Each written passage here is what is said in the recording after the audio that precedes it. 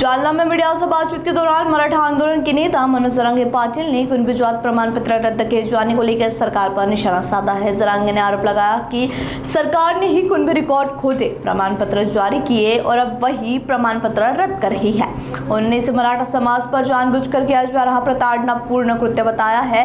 साथ ही सवाल उठाया कि जब रिकॉर्ड मौजूद है तो जात प्रमाण पत्र रद्द कैसे किए जा रहे हैं। चलिए एक नजर डालते हैं उनके विस्तृत बयान पर। नोंदी त्यांनी शोधल्या, प्रमाणपत्र त्यांनी दिलेत आणि रद्द पण तेच करायले। मी पुन्हा पुन्हा तेच सांगतो, याच्यात राजकीय हेवे दावे प्रचंड आहे। आता हे राजकारण तिकडे जळू द्या, काय मला ते शिदेने घेणं नाही, ते रद्द केले का नाही केले का, पण यांच्यामुळं आमच्या करोडो समाजाचं वाटलं होतं यांच्यामुळं। पण ठीक आहे ना, त्यांची नोंद सापडली, त्यांच्या रक्ताच्या लोकांची नोंद सापडली, त्यांना प्रमाणपत्र मिळालेत, मग सरकारला अधिकारच नाही रद्द करायचा। मग ओबीसीचे रद्द करणार का तुम्ही? ओबीसीचे पण प्रमाणपत्र रद्द कसं का होत नाहीत? त्यांचे पण करणार का इथून पुढं? कारण एकच जात आरक्षणात घातली होती, त्यांचे सोयरे पाहुणे रावळे सगळे आरक्षणात घातले, पोट जात उपजात म्हणून घातले, ते रद्द होणार का? मग मराठ्यांवरचा अन्याय कशामुळं? हा सुद्धा खूप मोठा प्रश्न आहे। आता हे सरकारनं जाणून बुजून मराठ्यावर अन्याय केला आहे आणि हे मराठ्यांना आता कळालं आहे। खूप मोठी लाट सरकारच्या विरोधात आता उसळणार आहे।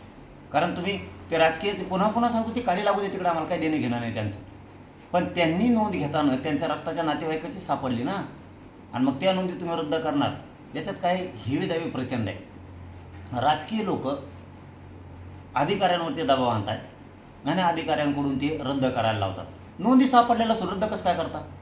तरी पण मी ती उद्या आता सगळी 9 वाजता सकाळी माहिती घेतो, मी ते बोलवलंय, काय कशामुळं रद्द केलं आहे मला हे जाणून घ्यावं द्या आणि मग दाखवतो मी कसं असतं ते। उद्या सकाळी 9 वाजता आहे, आता त्यांना बोलून घेतलं, बैठक होईल ना उद्या सकाळी 9 वाजता।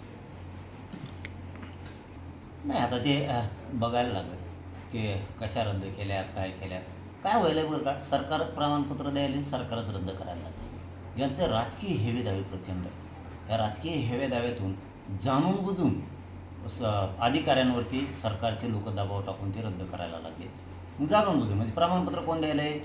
सरकार। शोधलंय कुणी? नोंदी सरकार। प्रमाणपत्र रद्द कोण करायला आहे? सरकार।